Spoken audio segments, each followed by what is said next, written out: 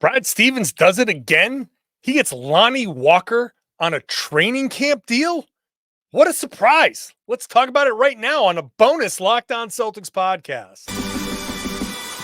Thanks to Blockbuster brand, it's holiday season. Drop Drew in the mix. And 3 from KP, no, we not on the Knicks.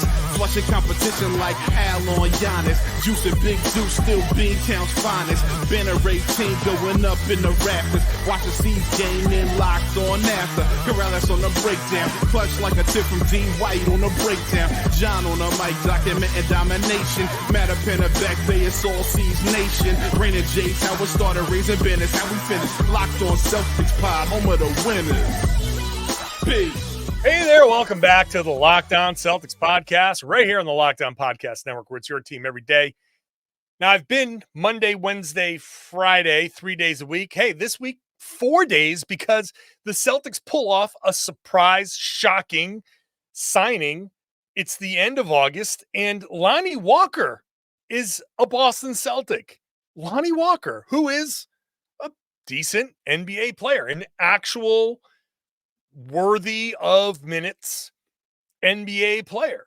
So, first of all, wow, right? Wow. Making this a fourth podcast this week. Tomorrow will still be a crossover with Gavin Shaw of Locked On Knicks. So make sure you're checking that out as well. We get into a lot of discussion of potential matchups between the Celtics and the Knicks this upcoming season.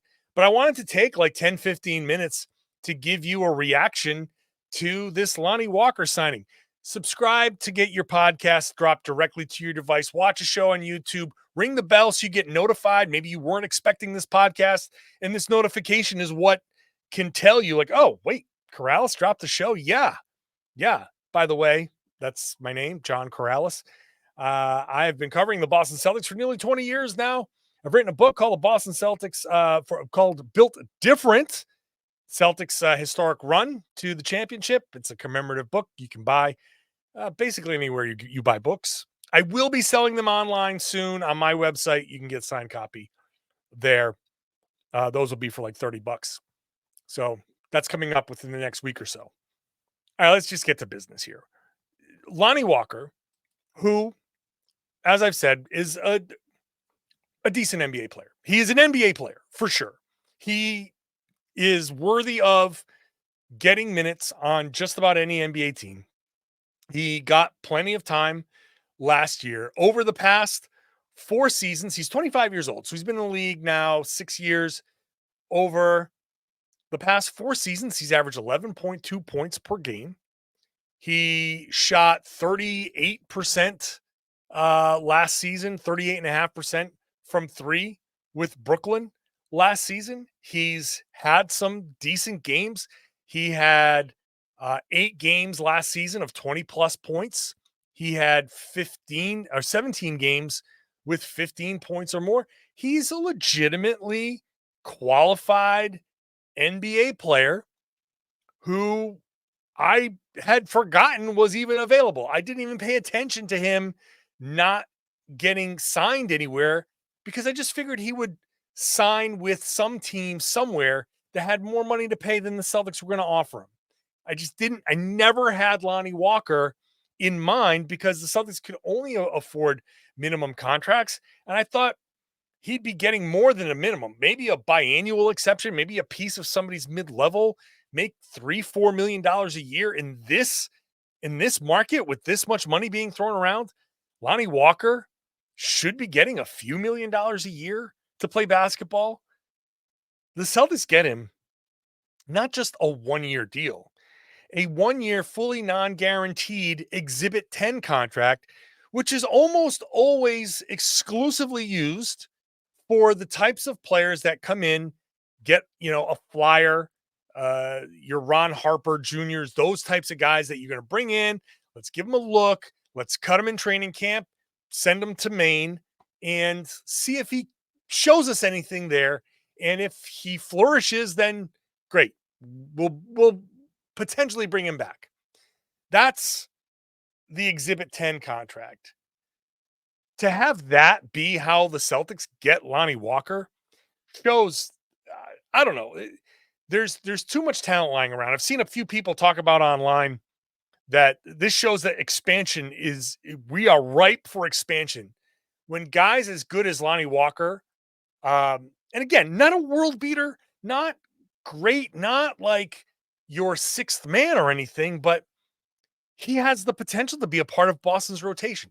This I can't stress enough how like shocked and almost confused that I am at this signing at the end of August. September is like a couple days away.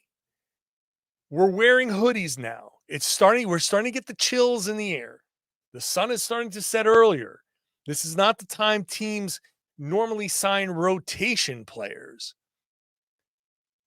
To get this guy here on an Exhibit 10 contract, it's just I'm looking around and be like, did I miss something with Lonnie Walker? Was something no. He was just available. Either teams are being way too cautious, or teams didn't really do their due diligence to understand what he was willing to take. I don't know what it is, but he legitimately has a chance to climb into a seventh, eighth man role. When I say this is a no risk, high reward move for Boston, it is the absolute pinnacle of no risk, high reward. There is zero risk with Walker because if he comes to camp and he can't grasp anything, if he just sucks for some reason, if something is just not right, they can cut him. I'd be shocked if he ends up in the G League. That would just make no sense at all. He's not a G League player. The Celtics could send him to the G League if they wanted to. But if it doesn't work, you can cut him. And it's not even like there's a minimum contract where you say, you cut him, you're still going to have to pay this, however much he's earned. He's 6 years, he's going to make over $1 million. It's not like that is sitting there as dead money and you're like, well, we took the risk, we got to pay. No, fully non-guaranteed. If he sucks or the situation isn't right, you cut him and it's zero on the dead money. No risk. But high reward because he shot, like I said, 38.5% from three in Brooklyn, 36.5% the year before. On wide open shots, he shot 40.4% on catch and shoot opportunities in Brooklyn last year. And that's in Brooklyn. Now, they were a running gun team. They got up and down the floor. They were not afraid to shoot three-pointers. Kind of what the Celtics like to do. Maybe not at the pace at all of what Brooklyn did, but they like to create those catch and shoot opportunities. Sam Hauser got 3.2 catch and shoot opportunities in his minutes. Peyton Pritchard got 2.7. Walker got 1.9 in Brooklyn. So Walker has an opportunity on his 40.4% shooting on catch and shoots to take advantage of getting more catch and shoots. He goes from Brooklyn to the NBA champs and a team that likes to spread the floor and move the ball. There's an opportunity there for him to steal minutes from Sam Hauser. He's 6'4", he's 25 years old, he's a big-time athlete. He legitimately could be, and I keep saying legitimately, because this signing makes it seem like, well, they just signed some scrub, and he is not just some scrub. So I feel like I'm saying the word legitimately to emphasize how much this signing can benefit Boston. He could steal minutes from Sam Hauser. He could steal minutes from Peyton Pritchard because he has the size to get out there. You've got Derek White and Drew Holiday. You've got guys who can handle the ball. I'm not trying to minimize Peyton Pritchard or anything like that, but here's a guy 6'4" and a big time athlete. You can throw him out there and You don't have a smaller guy out there. He can get some of those minutes if he's able to produce. He can be your seventh man, assuming full health and Kristaps Porzingis is your starter and healthy, and Al Horford is your sixth man. But Walker could be the guy that subs in for Jaylen Brown. They've they play the same position. How much of a drop off is there when you compare that your first sub is Hauser or Pritchard, right? Walker is potentially a better two-way player. Maybe not a better shooter than Hauser, but there's something there. Let me take a second here because I just want to dive a little bit deeper into why he has an opportunity to make an impact here with the Celtics. Today's episode is brought to you by eBay Motors. Passion, drive, and patience. That's the formula for winning championships. It's also what keeps your ride or die alive. eBay Motors has everything you need to maintain your vehicle and level it up to peak performance. Superchargers, roof racks, exhaust kits, LED headlights, and more. Whether you're into speed, power, or style, eBay Motors has you covered. I know my locked on NBA partner, Jake Madison, uses eBay Motors. He's down in New Orleans. He likes cars. I've seen his Corvette that he has used eBay Motors to fix up, and it does the job. They have over 122 million parts for your number one ride or die, and you're always going to find exactly what you're looking for. And with eBay Guaranteed Fit, that part is guaranteed to fit your ride every time, or you get your money back. Because with eBay Motors, you're burning rubber, not cash. With all the parts you need and the prices you want, it's easy to make your car the MVP and bring home huge wins. Keep your ride or die alive at ebaymotors.com. Eligible items only. Exclusions apply. eBay Guaranteed Fit is only available to U.S. customers. Thanks for making Locked On Celtics your first listen every day. Go check out Locked On NBA. Like I said, I host Wednesdays with Jake Madison. We got rotating hosts all week. They've got fun perspective, differing perspectives on the NBA, all the big news, all the big stories, all the big storylines. So go check that out wherever you get your podcast. Watch the show on YouTube. Would love to have you there. Make it your second listen after Locked On Celtics. Look, the Celtics are going to have to manage minutes, especially at the beginning of the season. They cannot come in and play Tatum 38 minutes. You cannot play Jaylen 38 minutes. You cannot tax Al Horford in the absence of Kristaps Porzingis. You cannot put too much on Drew Holiday. Holiday's 34. He plays tough physical basketball. You don't want to put too much on him too early. So we've been looking at this roster and saying, hey, I've been talking about maybe Jaden Springer comes in and gets an opportunity. Well, this is another guy in that same mold. He's a decent defender. He was the best. He had the best defensive rating of any Brooklyn net against the Boston Celtics. Thank you, Sean Grandy, for that stat. So he can come in and play some decent defense. Is he always a great defender? No. He's going to have to figure some stuff out. There's also, I keep using legitimate chance. There is a legitimate chance that he doesn't stay on because he can't grasp what the Celtics are doing defensively.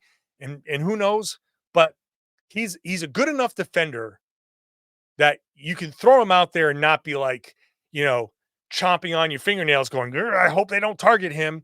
That he might be the guy that they target because he's still the worst defender on the floor because the Celtics have a bunch of really, really good defenders, but he's not somebody that you look at and say, I'm worried. So he's capable. He can shoot, like I said, and if he gets better shots, he can make more of those shots. He's another guy you can throw out there and eat some of those minutes, that innings eater that we talk about, using the baseball kind of analogy, the comparison. If you can use Walker during the regular season to keep Tatum's minutes down, to keep Jaylen's minutes down, to keep Holiday's minutes down, that's a big deal. If you can stick Walker in there and not have a gigantic drop off, you have a guy who's capable of putting up some points, hitting some shots, playing within the Missoula Ball system, this could be a big deal. This could be a home run for Brad Stevens, who somehow managed to do it again. The Exhibit 10 portion is really what is driving a lot of people online crazy, because everybody, the consensus reaction is, really? Exhibit 10 for Lonnie Walker?